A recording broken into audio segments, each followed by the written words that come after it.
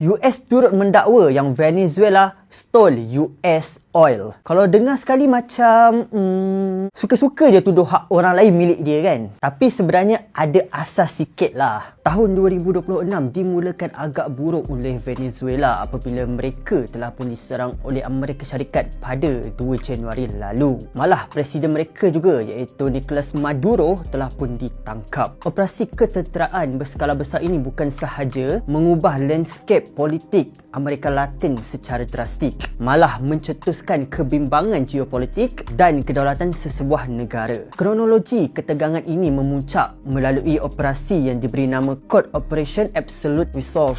Pasukan tentera Amerika Syarikat bersama Jabatan Keadilan telah melancarkan serangan udara dan serangan darat yang melibatkan lebih 150 buah pesawat. Serangan tersebut menyasarkan infrastruktur kritikal di utara Venezuela termasuk pangkalan tentera dan juga pusat komunikasi bagi melumpuhkan pertahanan negara. Menjelang jam 5.21 pagi waktu Venezuela, Presiden Donald Trump mengumumkan secara rasmi melalui sosial medianya bahawa Nicolas Maduro dan juga isterinya Cilia Flores telah pun ditahan. Mereka telah pun ditahan oleh pasukan khas Delta Force dan juga CIA di kediaman mereka. Kemudian Maduro dan isterinya dibawa keluar dari Venezuela dan mendarat di New York untuk menghadapi perundangan di Mahkamah Amerika Syarikat. Persoalannya, untuk apa serangan ini sebenarnya? Washington menegaskan yang serangan ini adalah satu serangan yang perlu untuk menjaga keselamatan nasional mereka. Mereka mendakwa yang kerajaan Maduro adalah narco state dan Maduro adalah narco teroris. Maduro telah pun difailkan untuk indicted person, iaitu orang yang telah didakwa secara rasmi oleh Jabatan Keadilan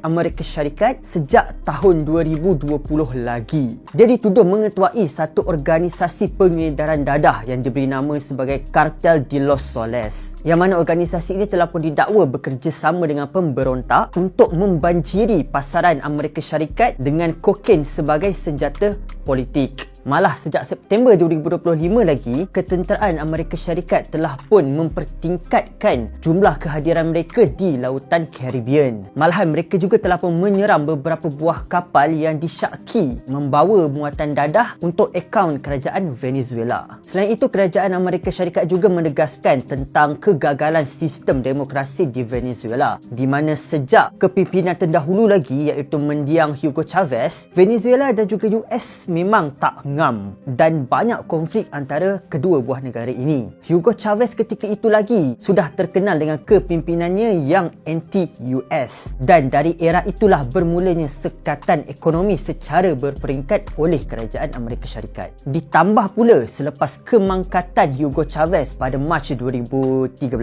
di mana Maduro mula mengambil tampuk kepimpinan di Venezuela, sejak itu juga ekonomi Venezuela jatuh merudum ke tahap hyperinflation. Krisis ini mula dikesan sejak kejatuhan harga minyak pada 2014 sehingga kemuncaknya pada tahun 2018, kadar hyperinflasi mereka mencecah 130,000%. Dan bila ini terjadi, rakyat mula hidup susah. Harga barangan meningkat berlipat-lipat kali ganda yang akhirnya menyebabkan krisis kelaparan di sana. Namun, isu besar lainnya berlaku semasa pilihan raya lepas, di mana sepatutnya ketika itu Maduro tewas. Namun, dia menggunakan pengaruh mahkamah untuk memanipulasi keputusan dan kekal berkuasa. Kegagalan sistem ini telah pun menyebabkan berjuta-juta rakyat Venezuela lari menjadi imigran di negara-negara jiran termasuk di Amerika Syarikat. Dan dengan itu, Washington menganggap krisis ini telah pun menggugat keselamatan wilayah mereka. Kemudian terdapat juga dakwaan berkaitan dengan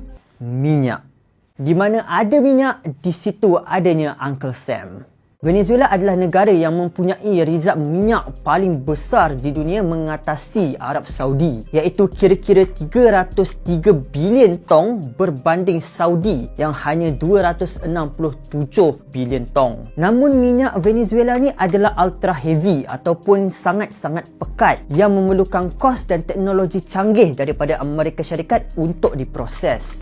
Teknologi US? Ya, ada kisah menarik di sini. Dalam satu pengumuman rasmi Trump, dia menegaskan minyak Venezuela mesti menjadi bayaran balik bagi kos dikeluarkan oleh Amerika Syarikat. Tapi bukan tu je. US turut mendakwa yang Venezuela stole US oil. Kalau dengar sekali macam suka-suka je tuduh hak orang lain milik dia kan. Tapi sebenarnya ada asas sikit lah. Ia sebenarnya bermula daripada polisi nasionalisasi yang dimulakan oleh pemimpin sebelum ini iaitu Hugo Chavez dan diteruskan oleh Maduro sehingga kini. Yang mana pada asalnya syarikat-syarikat minyak daripada US telah pun melaburkan berbilion-bilion US dollar untuk membina telaga minyak dan kilang penapis minyak di Venezuela kerana negara itu tidak memiliki teknologi yang cukup pada waktu itu. Namun apabila harga minyak mula naik melambung, kerajaan Venezuela mahukan kawalan yang lebih luas ke atas hasil bumi mereka. Mereka kemudian melancarkan undang-undang baru yang memaksa syarikat asing menyerahkan majoriti pegangan saham mereka, iaitu kira-kira 60% daripada saham syarikat-syarikat ini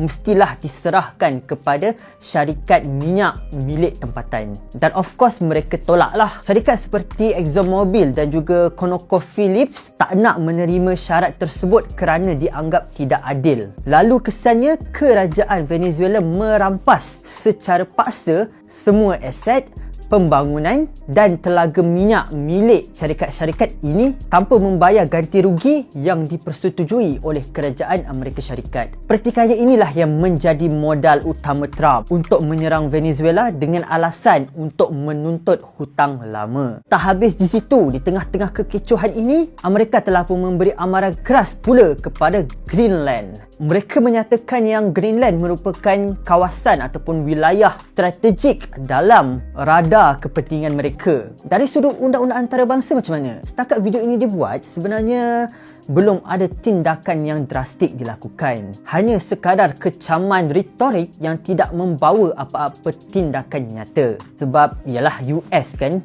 China dengan Rusia pun tak berani masuk campur. So dari sini kita boleh lihatlah, negara berdaulat hanyalah perakuan di atas kertas. Dalam realiti, hukum rimba masih realistik. Yang lemah akan sentiasa menjadi santapan untuk yang kuat.